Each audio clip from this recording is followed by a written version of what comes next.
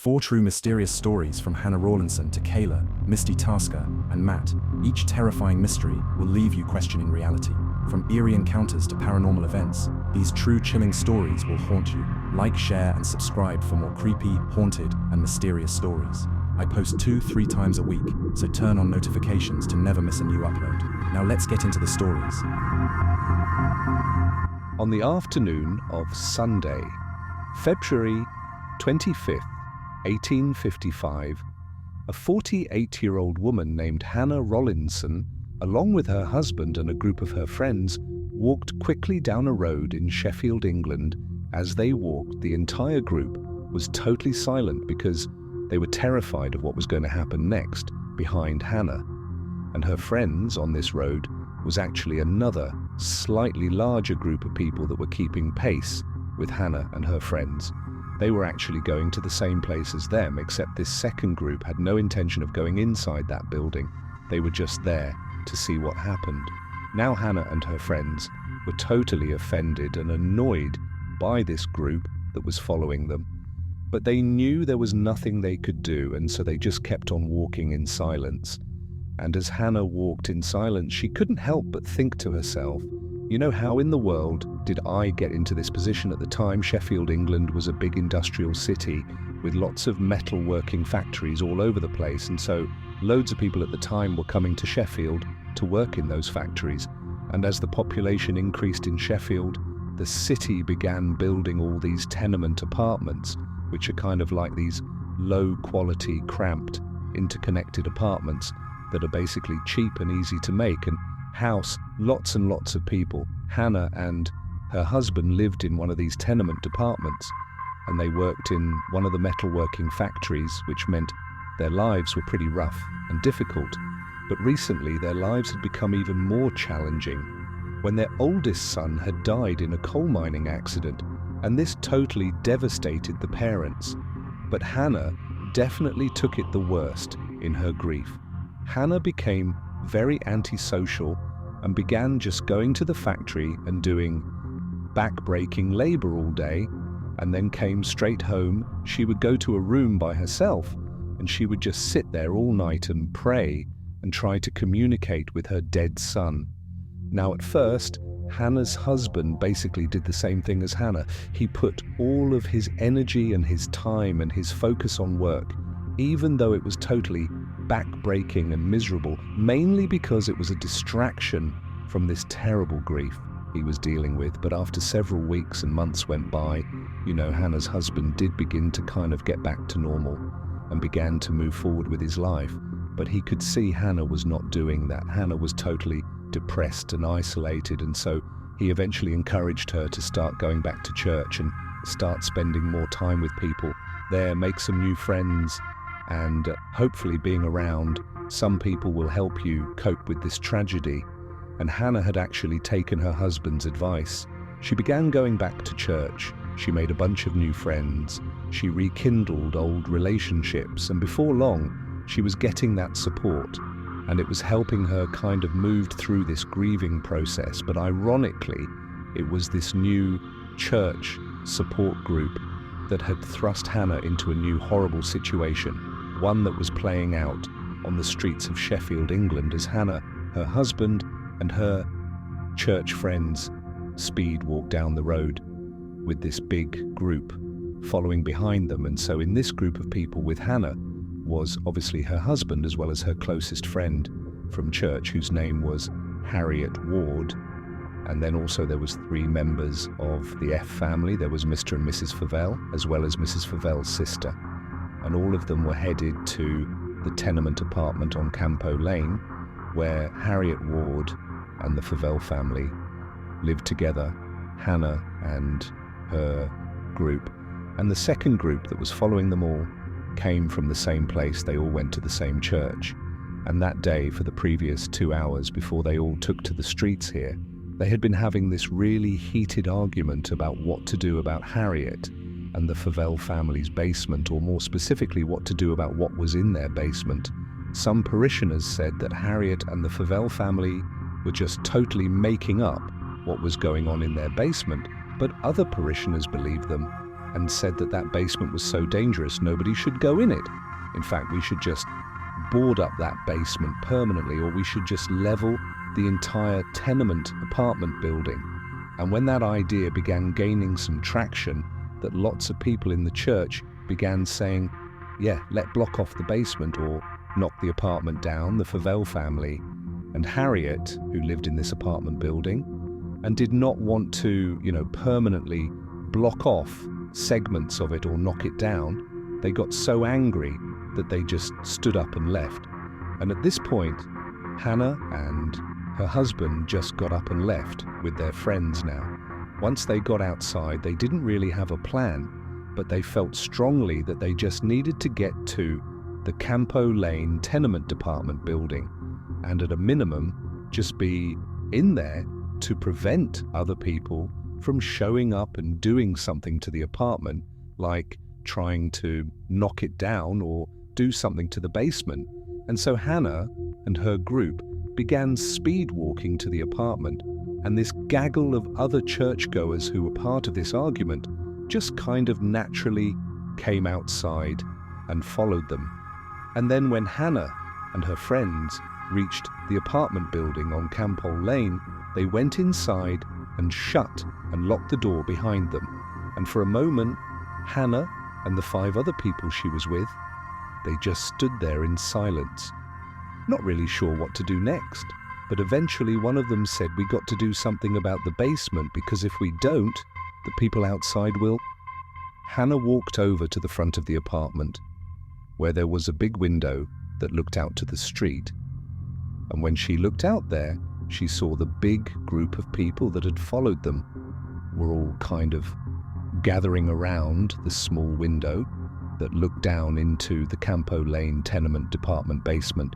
It was like all these people were jockeying for position to get the best look.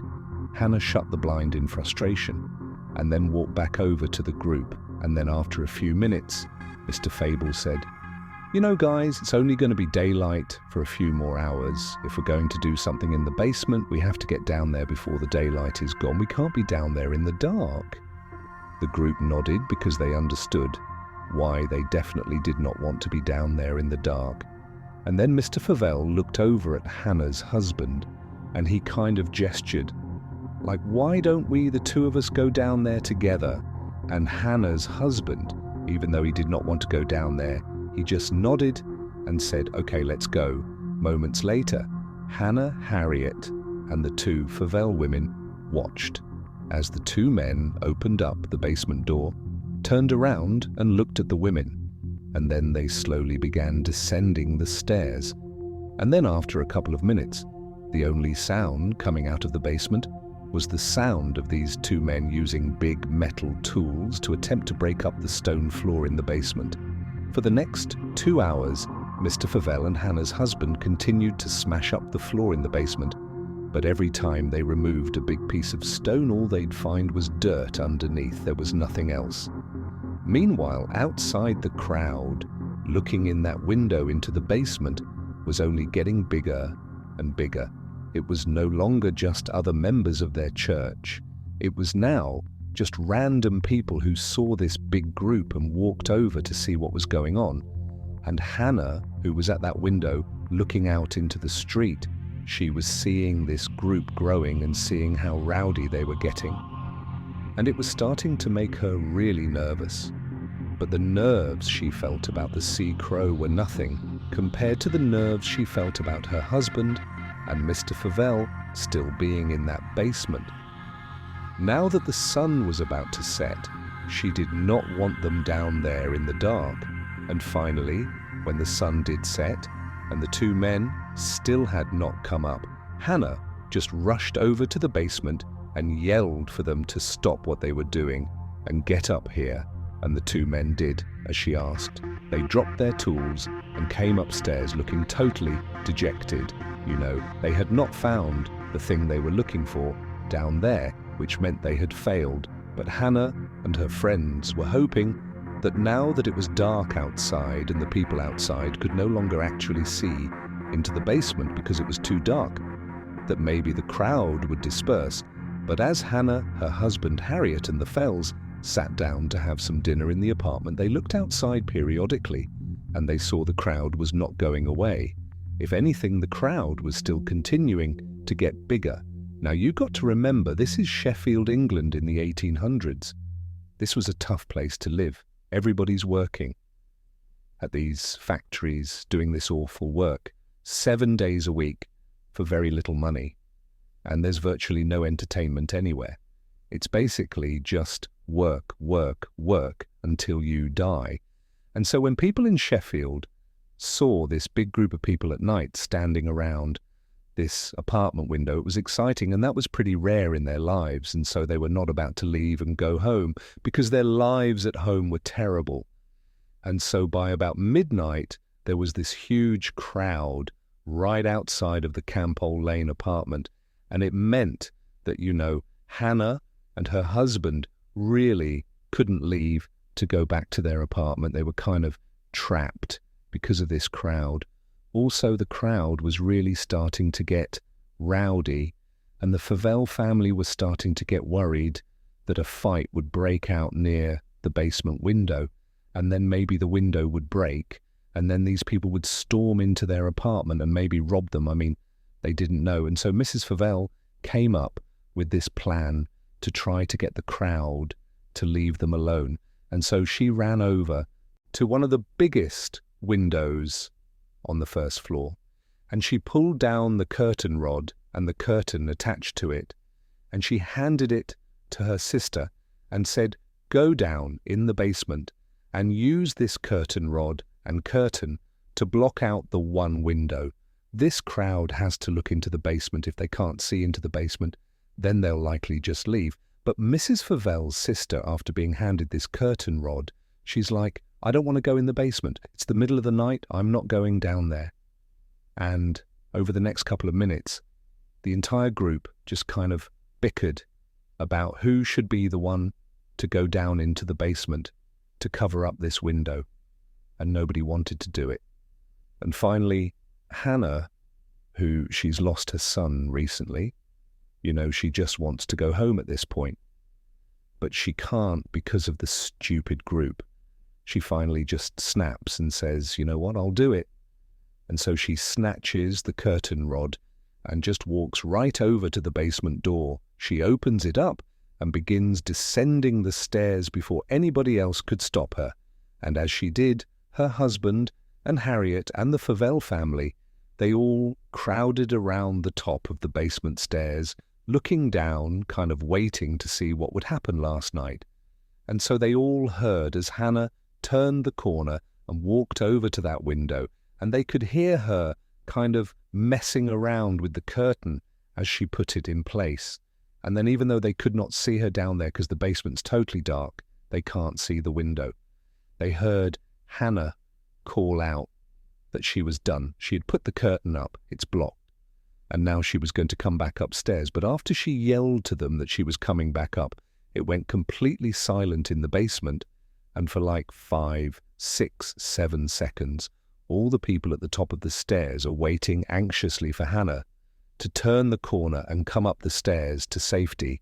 But then this tense silence was broken with a horrible scream coming out of the basement. It was Hannah. And then silence again. And at this point, Hannah's husband, he's like, "Oh my God, something's happened." And he charges down the stairs and he looks over and he sees Hannah is lying on the ground, motionless. There's nothing else in the basement. It's just his wife in this covered up window. And so he runs over, he scoops her up and he runs her back upstairs and he lays her on the ground right outside of the basement door. And then he began to shake her to try to wake her up. But she wasn't waking up. However, it was clear she was still breathing. And so Harriet ran and got a wet towel, and she came back and she kneeled down next to Hannah and she placed the towel on Hannah's forehead, hoping this wet towel would revive Hannah. But as Harriet is kneeling there, so she's looking at Hannah's body, and the basement door, which is open, is right past Hannah's body. Harriet happened to look up, and so now she's looking into the doorway that leads down into the basement, and her eyes went wide, and she screamed, and then she passed out. The big controversy over this basement began several weeks earlier, at the beginning of February, when Harriet and the Favell family began hearing all these strange sounds coming out of the basement. Now, initially, they had totally written off these sounds as being, strange creaking and cracking sounds that were just the product of a poorly constructed building with lots of people inside of it. But the noises they were hearing from the basement only got louder and louder and more intense, and they were especially bad at night. And so basically, Harriet and the Favell family were so scared to go down there that they just stopped, especially at night. Sometimes they go during the day, but at night it was like, no one's going down there. We don't know what's going on, but I'm not going down there. And then on February 24th, so this is one day before all this craziness happened, where, Hannah and her friends get followed to the apartment, and then Hannah goes down and she passes out, and then Harriet passes out. So one day before that, Harriet swore she saw a ghost in the basement. She saw this old woman wearing a white gown kind of moving around in the basement. And the whole time Harriet said this woman, this ghost woman, was pointing at one particular spot on the ground in the basement. And then the same night that Harriet sees this ghost in the basement, Harriet has a dream. And in her dream, she sees this ghost. And again, this ghost is in that basement, and it's pointing at the spot on the basement floor, except in Harriet's dream, this ghost woman speaks to Harriet and says that she was murdered, and her gold was stolen from her and buried in the basement right there. And it was this apparent ghost in the Campo Lane basement that was the center of that 2-hour-long argument at the church the following day, which ultimately prompted Hannah, her husband Harriet, the Favell family, to get up and storm out to go protect the Campo Lane apartment.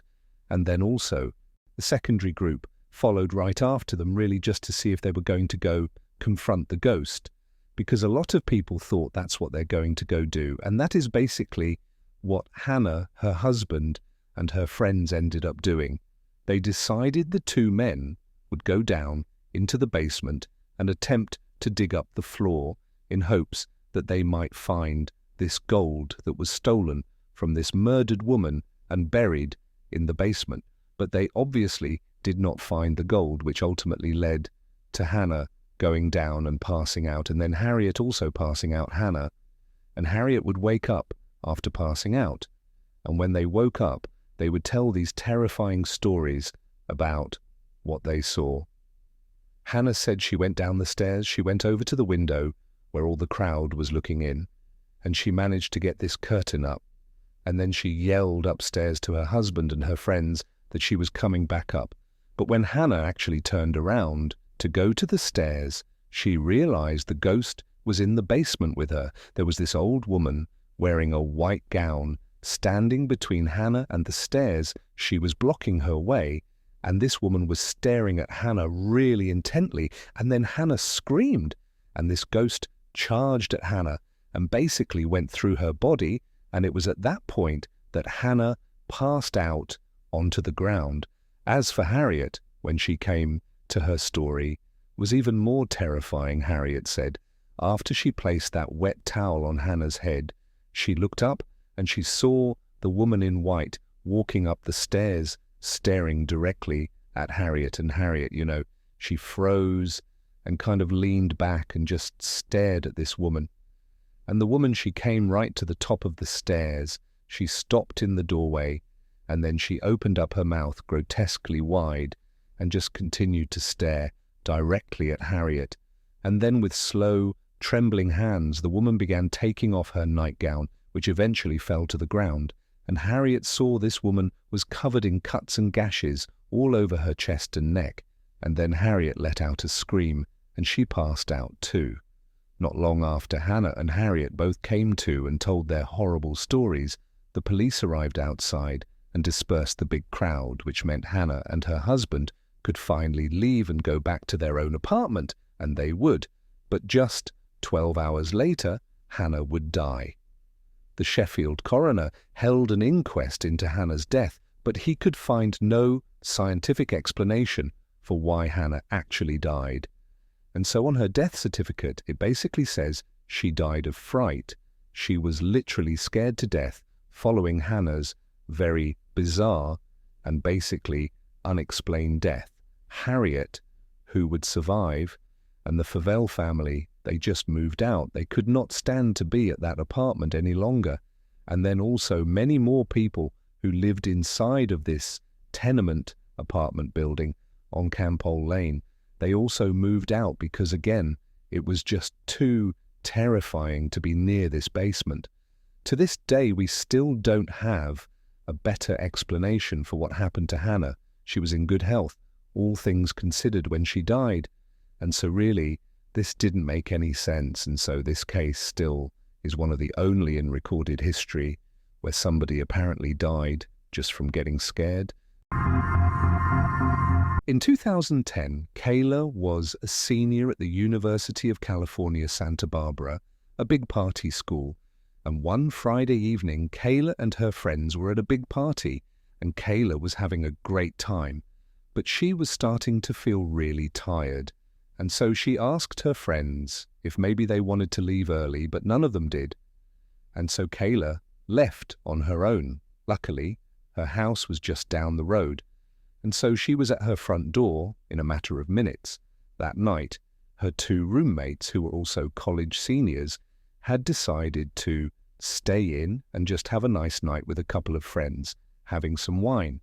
And so when Kayla walked inside, she happened to turn to the right, and she looked on the closest wall where there was a sofa, and she saw there was a guy laying there with a blanket up to his chin, and his eyes were wide open. She didn't recognize him, but he was staring at her, and she figured, oh, he must be a friend of her roommate's.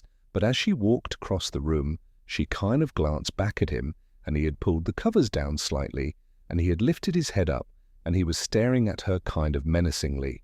And so Kayla got a really bad vibe from the sky and just kind of hustled into her room, shut the door behind her and locked it, something she never did.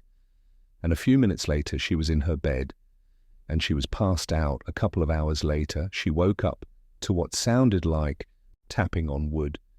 And so she sat up in her bed, and she's kind of looking around. She had a couple drinks the night before, and she's half asleep, so she's a bit disoriented. But finally, when she gets her bearings, she realizes this tapping sound is the sound of someone drumming their fingers on the outside of her door. And so she's looking at her door, wondering who would be doing that. And then all of a sudden, the drumming stops, and it's replaced by the sound of this person scratching on the outside of the door. And so now Kayla's thinking, okay, is this guy who was out on that couch, is he playing a joke on me? And so she's sitting there wondering, she should just go over there and open the door and tell him to stop. But before she gets out of her bed, the scratching gets louder and louder and louder until it's so loud that it's kind of menacing. And so Kayla decides she's not going to go out there. And so instead, she pulls out her phone and she texts her roommate and says, hey, can you please come out in the living room and take care of your friend who's harassing me? But she doesn't get a response from that roommate, and the scratching is just still loud as ever. And so she texts her other roommate the same message, come out and take care of your buddy here. But again, she doesn't get a response. And now the scratching on the door has stopped, and it's been replaced by jiggling of her doorknob. And so now Kayla is just mad because this is obviously a prank, and it's a dumb prank. And so she yells out, hey, stop, but it doesn't do anything. And so now Kayla's like, okay, I've got to call my roommates, wake them up, they'll come out and they'll handle it. And so she calls one of her roommates, and they do pick up this time. And Kayla angrily tells them, hey, come out into the living room and tell your friend to knock it off. He's totally harassing me. And her roommate was confused. She's trying to make sense of what Kayla's saying. And she says, Kayla, what are you talking about? What friend are you talking about? And Kayla says, the guy sleeping on the couch, the guy in our living room sleeping on the couch, and her roommate said, "Kayla, we didn't have anybody over last night. Somebody out there, you need to call the police." Kayla's adrenaline surged, and she very calmly told her roommate, "Lock your door immediately." And right then she noticed the jiggling of her doorknob and the scratching it. It all stopped. And Kayla's wondering, where did this guy go? And then after a couple of seconds, she heard extremely loud banging coming from across the house where her two roommates shared a room. And it was the sound of this guy trying to smash down their door. And so Kayla's screaming, her roommates are screaming. Kayla manages to dial up 911, and before long, there are sirens outside, and Kayla hears the sound of this guy run across the house, and she hears the sliding door open and shut. Police come inside, they search the property, and there's no sign of the guy. And so Kayla and the roommates come outside, they talk, the police bring them over to their side door, and they show them on the outside there was all sorts of scratch marks all over the doorknob and right around the latch. And they said, "It looks like he was able to jimmy his way into your house through this door." And so then they asked the girls to give their statement about what happened. And they started with Kayla. They went over to her bedroom door so she could demonstrate what happened. And that's when they noticed there were all these scratch marks and gouge marks all over the outside of her bedroom door, and all over the doorknob, and all over the latch. And on the ground was a pair of scissors and a knife. And the police told Kayla that it looks like he used those scissors and that knife to open up the side door. And he was trying to use those tools again to open up her door. But for whatever reason, he just couldn't do it. They told Kayla that most likely when she went in the front door, she caught this guy off guard. Maybe he was trying to rob the place. Maybe he had just broken in. But either way, Kayla got in and ruined his plans. And so he leapt onto that sofa, the one against that inner wall, to kind of tuck himself away in hopes that maybe Kayla wouldn't look over and see him. And they told her that most likely when she made eye contact with him, she became a witness and therefore a target of opportunity. And had she not locked her door, who knows what would have happened. In 2004, 16-year-old Misty Tasker was a typical American teenager living in Live Oak, Florida, which is a small rural town right in the middle of the state. One Saturday evening in January, she and her mother attended a church service. Afterwards, they hopped in her mother's truck and they got on the country highway and began making their way home. Their house was just 20 minutes down this highway. It was a straight shot, and this highway was pretty desolate. There were no streetlights. It was actually a dirt road despite being a highway, and it was just thick forest on both sides of the road. The entire way there were no buildings or houses between the church and their neighborhood. Misty's mother was already a very anxious driver who would keep both hands on the wheel. She would sit up and kind of hunch over the wheel and keep her eyes intently focused on the road. But at night, her driving anxiety would shoot through the roof because she had really bad eyesight, and so she would go to great lengths to not drive at night to avoid that high level of anxiety. But the church service they had just come from had run a little bit long, and so now Misty's mother is driving with the sun starting to set, and she's going as fast as she can to try to get home before it gets too dark.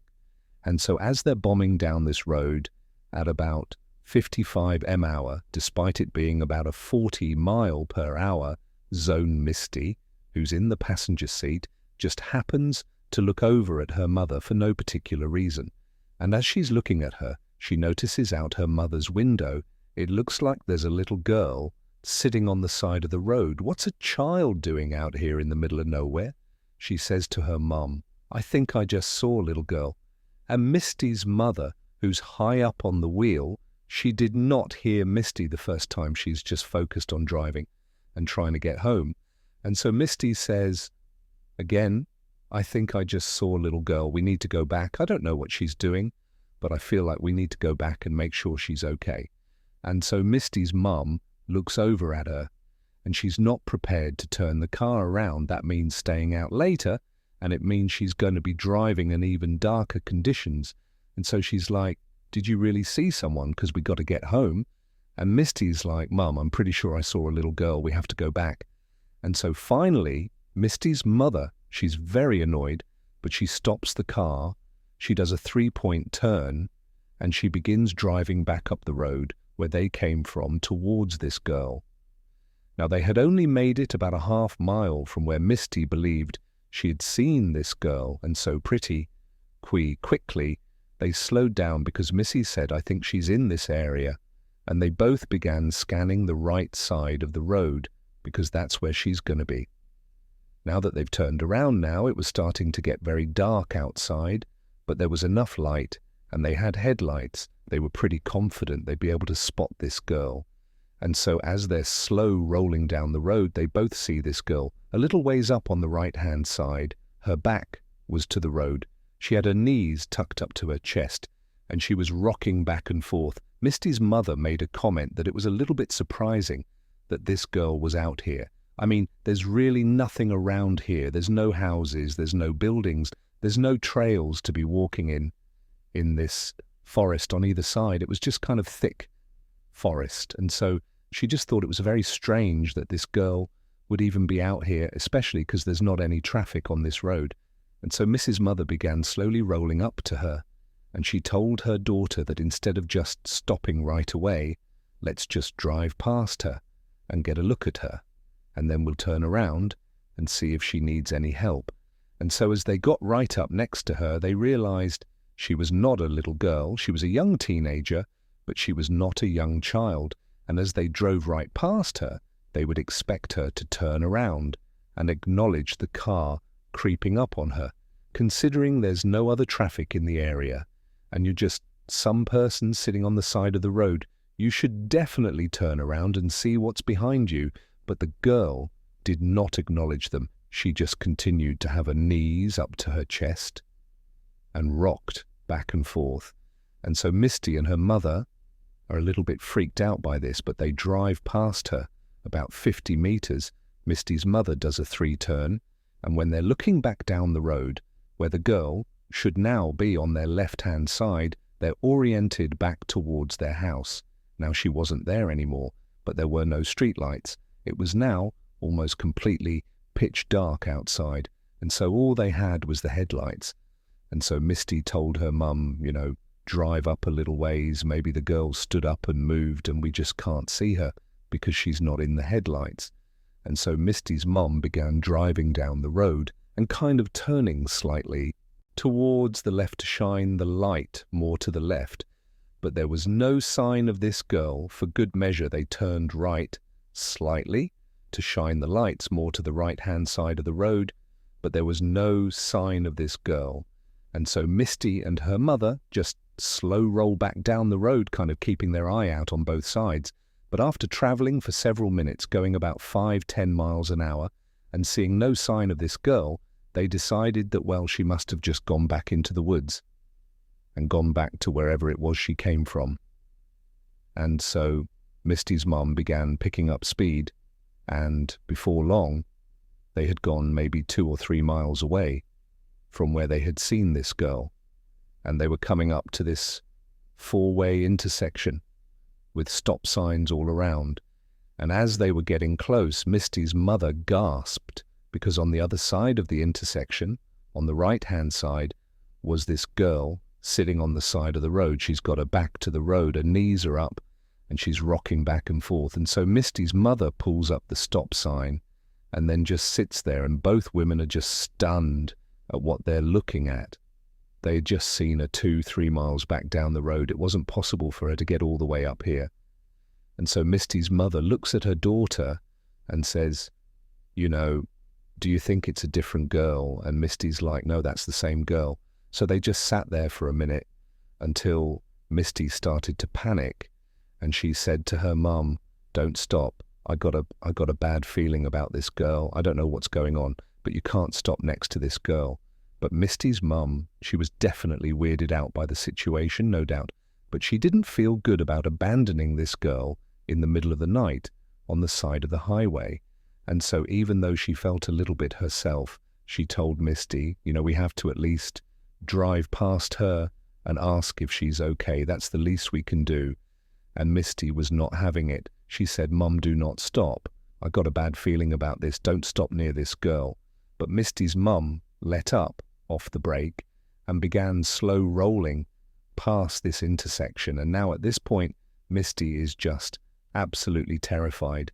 And so she takes her seatbelt off and she goes down into the footway right in front of her seat.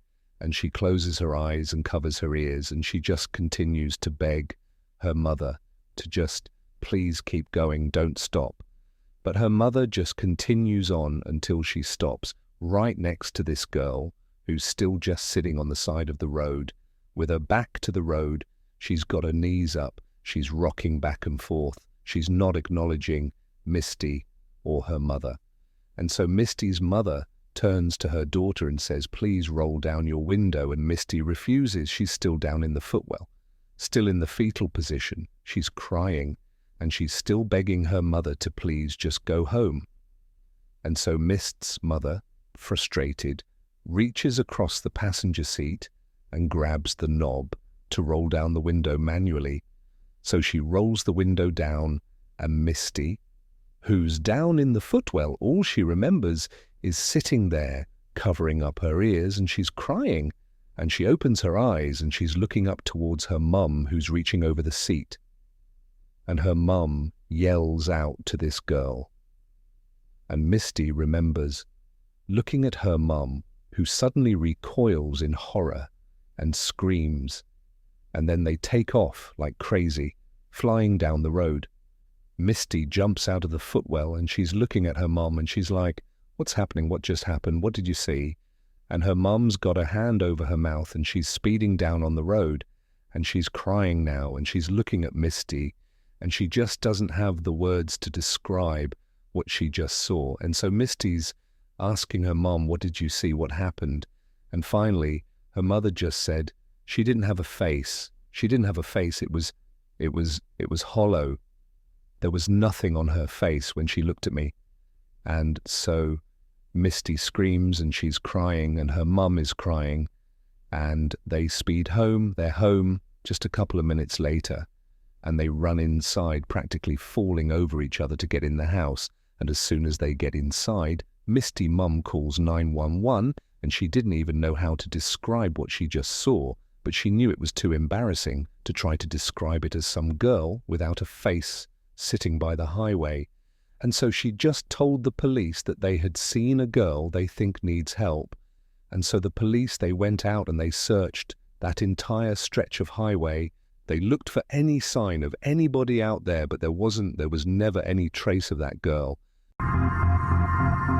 In 2016, a 25-year-old wall banker named Matt was camping near Mount Rainier in Washington state.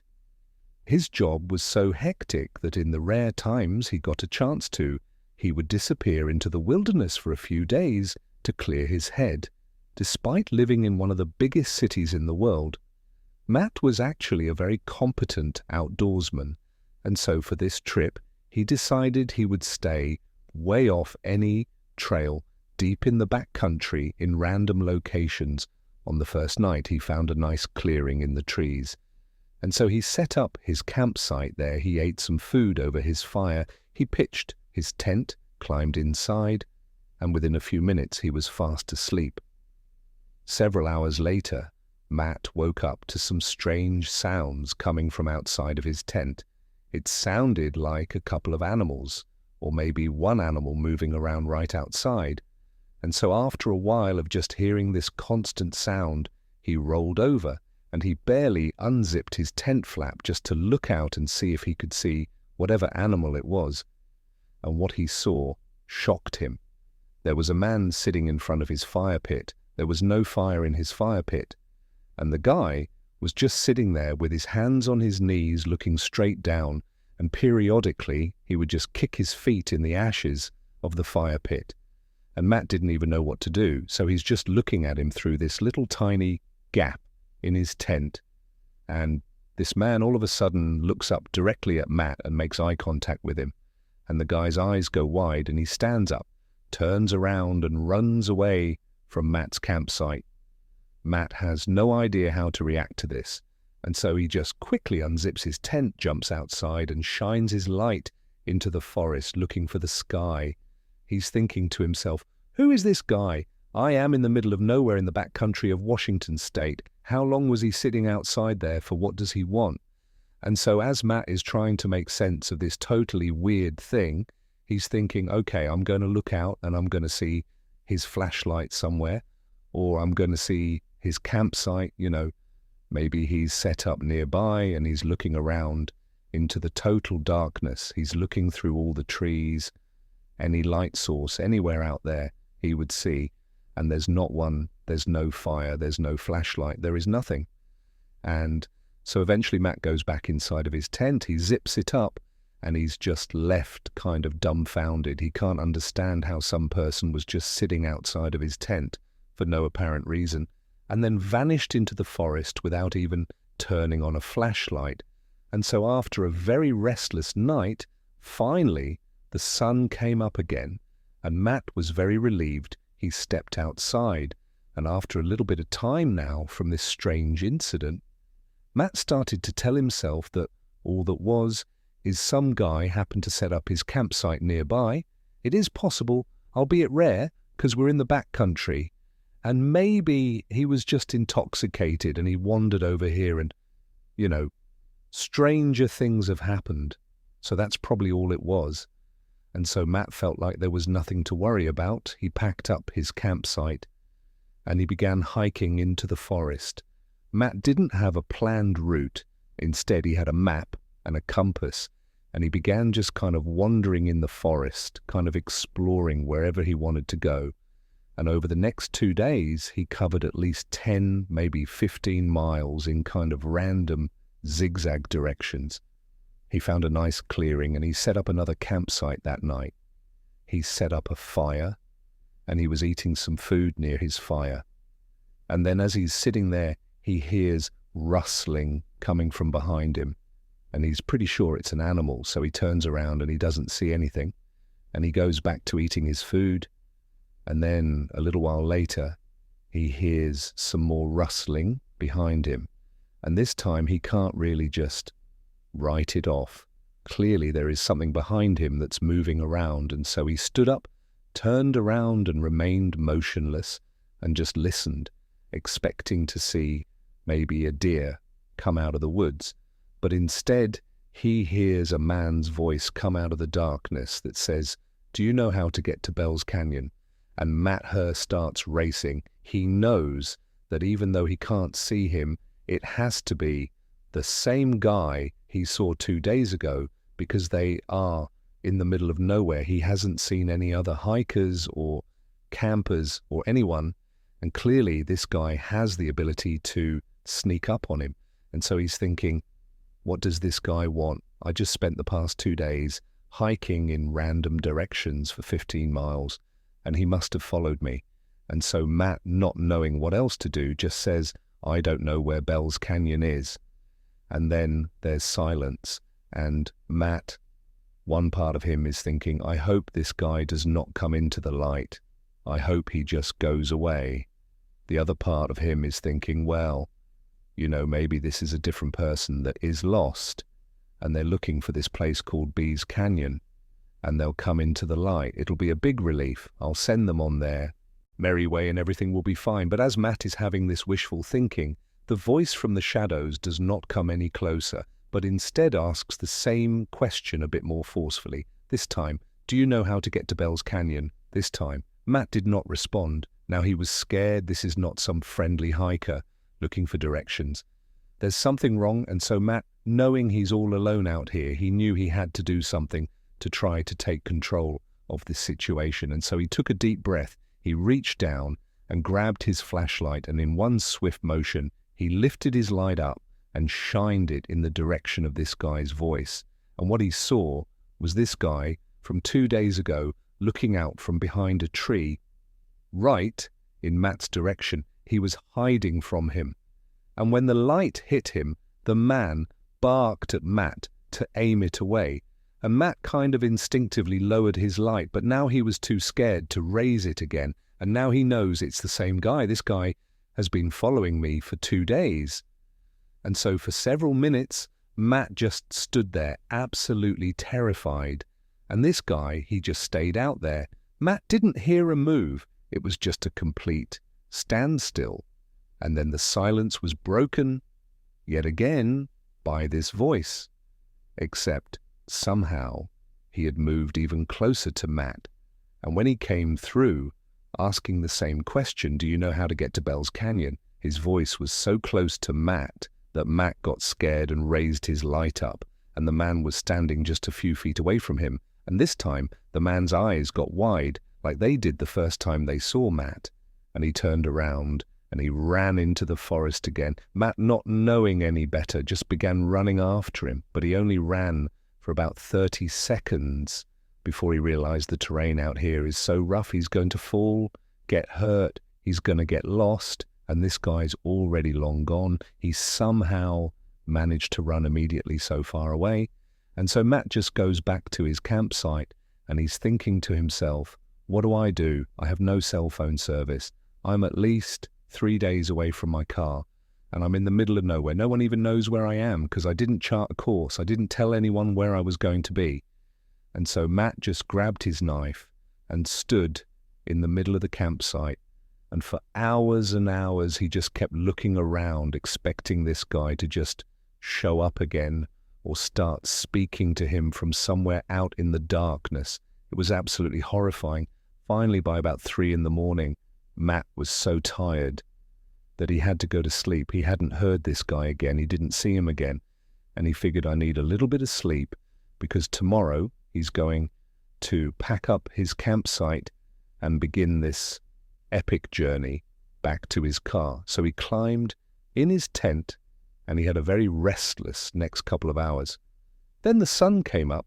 Matt jumped out of his tent, packed up his stuff and began practically running in the direction of his car all day as he was hiking. Matt kept looking over his shoulder expecting to see this guy because clearly he had followed him for multiple days, over 15 miles. And so the likelihood that he's still following him was really high. And so all day Matt just felt like he was being watched. He was totally terrified. And then the sun started to go down and Matt knew he would have to camp out again.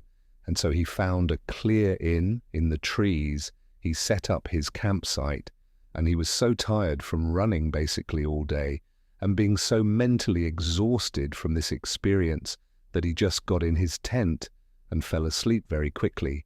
But several hours later, he woke up to the sound of somebody walking around his tent, and he knew it had to be this guy. He's still in the middle of nowhere. He's not even close to the parking lot yet. And so this guy is still following him. And so Matt sat up in his tent. He clutched his knife, and for hours and hours and hours all night, this guy just walked around his campsite. And then around 4 or 5 in the morning, he scampered off.